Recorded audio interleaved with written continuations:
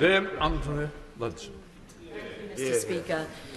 Mr. Speaker, I'm very disappointed in the honourable gentleman for Perth and North Perthshire because, in effect, he is accusing me, having worked with me over years on achieving justice for this place, of being completely disingenuous, and I find that very personally disappointing.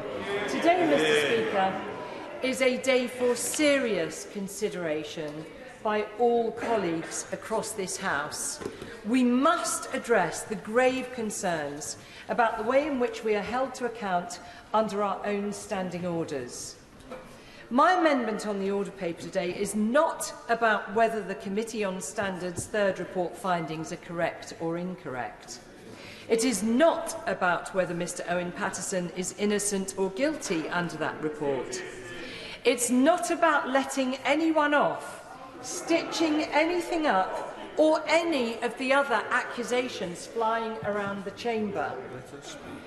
Today's amendment is about the process of investigations into members and the question of whether this process must now be reviewed by a politically balanced select committee that will consider some exceedingly serious questions. Firstly, whether our investigatory process should more closely reflect the laws of natural justice, where an accused member can expect to have their own evidence taken into account, can put forward witnesses in their defence, can expect to be interviewed early on in the process and be able to provide their own explanation, and vitally, whether they can have access to an independent appeal process. Secondly, there is the serious question of whether Standing Orders 149, 149A and 150 are entirely fit for purpose. These are the standing orders that govern the make-up of the Committee on Standards and the powers of the Parliamentary Commissioner for Standards. I worked with Catherine Stone when I was Leader of the Commons, and I know she takes her role seriously and strives to take a balanced view. However, the PCS does not have a legal background and is not required to by orders, and she works as both sole investigator and judge. The Committee on Standards can change her recommendations, should it choose, but there is no clarity on when or why this would happen. And the committee will perfectly understandably tend to prefer to uphold the system over the individual. The PCS can decide to establish an investigatory panel to help her, and the Committee on Standards can even require her to establish such a panel. But again, there is no clarity in standing orders on when this should be done, and it has never been done to date. Now, Mr Speaker, as Leader of the Commons between 2017 and 2019, a cross-party team of members worked flat out under my chairmanship, and I pay tribute to them again today, to establish an independent complaints and grievance scheme. Now, I know well that the scheme has its detractors, and it is still disappointingly slow to dispense justice. However, what that cross-party team made great efforts to ensure was that it followed the laws of natural justice, specifically, first, that both alleged perpetrator and alleged victim would be very clearly able to give their side of the story to an independent case manager. Second, that witnesses could be presented in support of either side. Third, that legal representation could be provided. Fourth, that there was a clear hierarchy where the investigator is not also the prosecutor. And fifth, that there is a clear appeals process. Furthermore, until found guilty, the alleged perpetrator is presumed innocent and the investigation is confidential. And vitally, the whole scheme is reviewed on a regular and timetabled basis to make sure it continues to be fair and impartial. I'll give way to the Right Honourable Member. I thank the Honourable Member for giving way, and she did important work on the independent complaints process, but she will recognise that as a former Leader of the House, she had considerable time to propose reforms and amendments to the Standards Committee process, should she have chosen to do so. Does she not recognise that by proposing reforms now, in conjunction with this individual case, where an independent investigation and an independent cross-party committee have come to very clear conclusions about paid advocacy, undermines the decisions and the integrity of this House, and also any positive purpose to any reforms that she might want for the future. Exactly. Well, I'm incredibly sympathetic to what the Right Honourable Lady says, and in fact I was very much coming on to the fact that there are many in the Chamber who are asking why bring forward this review today, on the day we are being asked to consider one particular case. Now, she asked me why didn't I bring forward those changes when I was Leader of the Commons, and the answer is because I was working cross-party, flat out, 18-hour days, as many across the House will absolutely support, on the Independent Complaints and Grievance Scheme.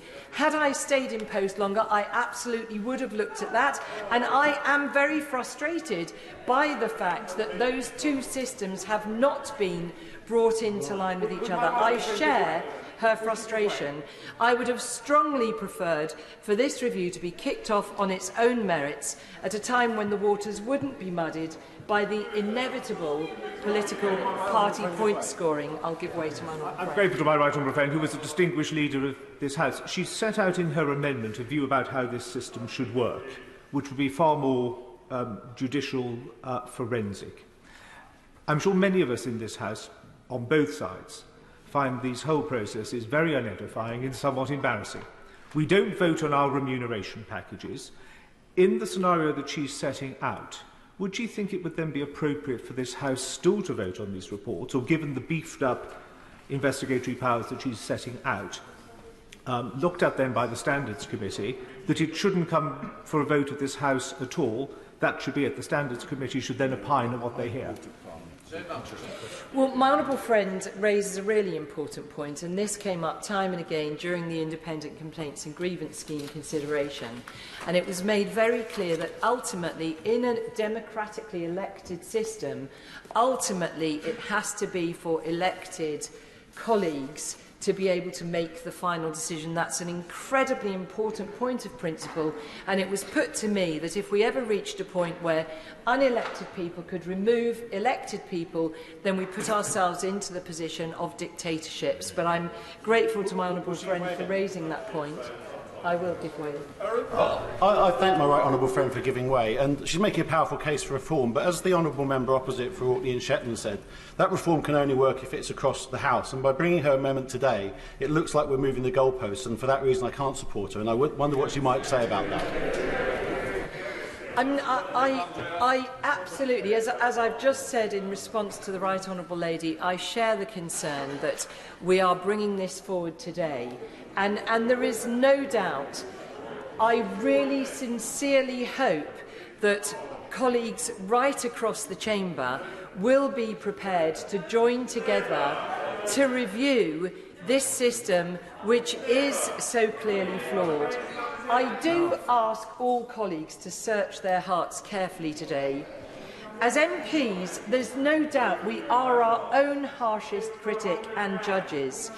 We spend so much of our lives trying to deliver justice to our constituents and fighting against unfairness wherever we see it. So today's amendment is not about one judgment on one person. It is not about letting anyone off the hook. And it is not rejecting the report of the Committee on Standards. I'll give way to the Honourable Lady. I thank the Honourable Lady and say with much respect for working with her for many months over the ICGS process.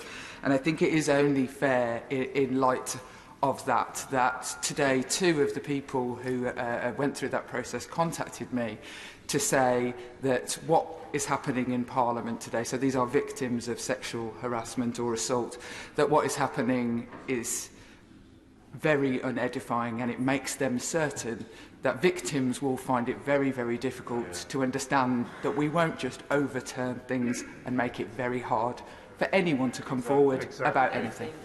Exactly. Well, I'm grateful to the Honourable Lady, and we have worked together on this for many years, but I just must make clear to her that what this amendment does today, it is not looking at the Independent Complaints and Grievance Scheme. As I've just set out in my remarks, That was established under a cross-party review, and it has all of the laws of natural justice taken carefully into account in its establishment. But what today's amendment is about is an opportunity to review the process for fairness, natural justice and impartiality in the system that oversees members of Parliament.